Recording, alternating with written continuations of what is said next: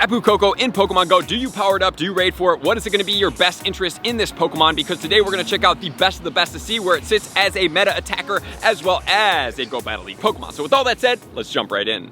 Welcome back, my trainer club. Let me know in the comments below, how are you feeling about Koko in Pokemon Go, the Tapu? Is it going to be something that you're rating for? Do you enjoy it? It's the first ever Alolan Generation 7 Legendary into Pokemon Go. Very, very excited about this. It's a pretty cool looking Pokemon, but is it going to be worth your time and resources to go after it, to raid for it, and to try to make it the best thing for you in your game? I don't know, but we are going to find out right now. So this Pokemon, if you do need it, is going to be in the Discord, which is going to be in the pinned comments below. You can get into raids globally, or if you want to get even more priority raids, you can definitely check out the pinned comments below for the Patreon for more exclusive raid rooms. So this Pokemon, Tapu Koko, is going to be an electric and a fairy type Pokemon. It's going to max out at 3,582. It has an attack value of 250, rank 103, a defense of 181, rank 244, and a stamina of 172 that's going to be ranked 388. So as far as a meta attacker, it's not really sitting too crazy promising as far as right now. But with its typing of fairy and electric, it's only going to have two weaknesses, which are going to be ground as well as poison. As far as its resistances go, it's going to be double resistant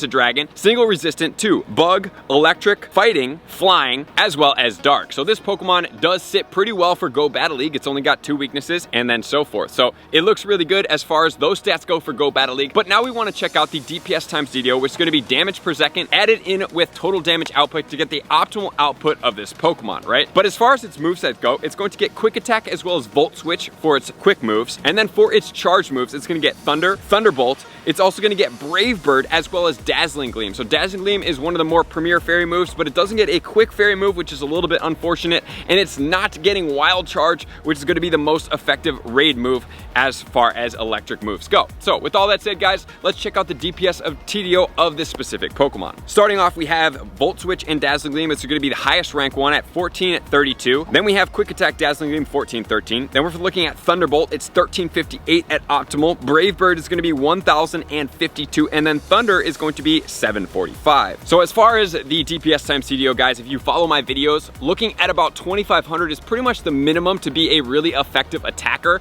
And if we're looking at it being really good, we're looking above 3000. So unfortunately, if we're just looking at its values right now, which we're still going to compare, it's not looking incredibly amazing right now, but it could get better. We don't know. At some point, maybe the shadow comes out, maybe they give it a new move, maybe it gives it something that's a little bit better as far as a meta attacker. But as far as its stats go, it seems kind of capped right now, but maybe down the line it's going to become an apex shadow. Then who knows what could happen to this Pokemon. But as of right now, for a meta attacker, let's check it out as far as the electric category. So if we're looking at the top of the electric category, guys, we have some pretty boss Pokemon in here. We have Shadow Raikou with Thunder Shock and Wild Charge at 3,908, like I talked about. Above a Mega Manectric, which is the next one, 3780. Shadow Electivire, Shadow Zapdos, 3381. And then we have Zekrom, first non-Shadow, non-Mega, which is going to be Charge Beam and Wild Charge at 3207. Then if we keep going down, we see Shadow Magnezone, Mega Ampharos, Thunderous Therian form at 2560. We have regular Raikou at 2191. Then we have Zapdos. And then if we go to the actually third page, you can find Electivire at the top at 1898, Magnezone, Luxray, and then Tapu Koko, which is going to be 1358 with the Volt Switch and the Thunderbolt. So guys, if we're talking about this Pokemon realistically, we're looking at something that's a legendary Pokemon, and it's not quite stacking up as far as a meta attacker in the electric form, which is a little bit unfortunate for these legendary Pokemon that I think should be more powerful or feel more powerful. I mean, they're legendary Pokemon,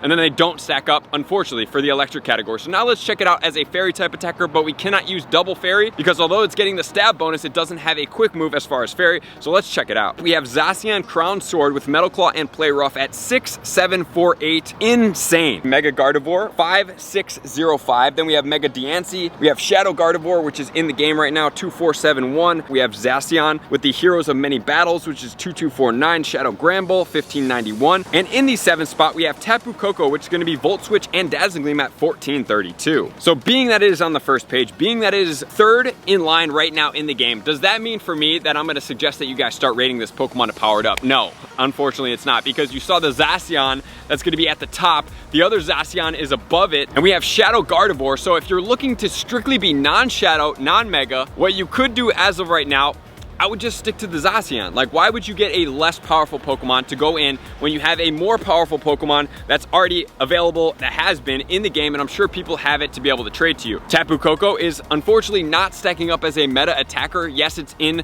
the top 10, but why do that when you have other options even beyond just the megas that are not out yet? So that's my recommendation. But now let's check it out as a Go Battle League Pokemon, because I have a feeling it might sit better. In the Ultra League, it's gonna be ranked 302. So for right there, it's not doing too good. But in the Master League, it's gonna be ranked 59 in the XL with Volt Switch, Thunderbolt, and Dazzling Gleam. And then in the regular Master League, where there is no XL candy, it's going to be ranked 87. So it is gonna be best ranked as a Pokemon with XL candy. It's gonna have key wins against Gyarados, Lugia, Dragonite, Yveltal, as well as Togekiss, which is quite cool. But it's gonna have key losses against Giratina Origin Form, Mewtwo, Kyogre, Metagross, and Dialga. So it does put shield pressure on these Pokemon, fast move pressure, and it is flexible, but unfortunately it is a little bit of a glass cannon. But now let's look at some of the other Pokemon that may be doing better than it. So they are, number one, we have Zekrom, that's gonna be electric. We have Shadow Zapdos and regular Zapdos. We have Raikou and Shadow Raikou. We have Shadow Magnezone and regular Magnezone, and they are all gonna be above the Tapu Koko for electric. And then as far as Fairy, we have Togekiss, that's gonna be ranked 12. In 18, we have Zacian. Then we have Primarina. Then we have Shadow Gardevoir. Then we have Florges. We have Sylveon. And then we have Tapu Koko that is going to be coming in next. So unfortunately speaking, for this Pokemon, yes, it could fit in well. You're gonna have to, I would suggest, play with this Pokemon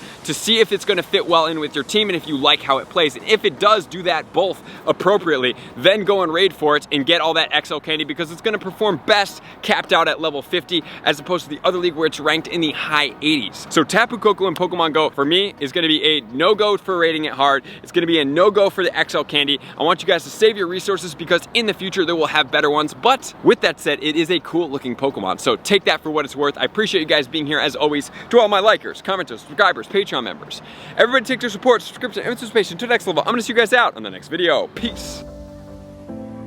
I want to take this time to thank everybody who supports me in every facet. It means the world to me, and an extra special thank you to all my Patreons. I greatly appreciate the extra support to continue to allow me to pursue Pokemon Go full time, allowing me to create my daily video uploads in the most timely fashion for everyone's benefit.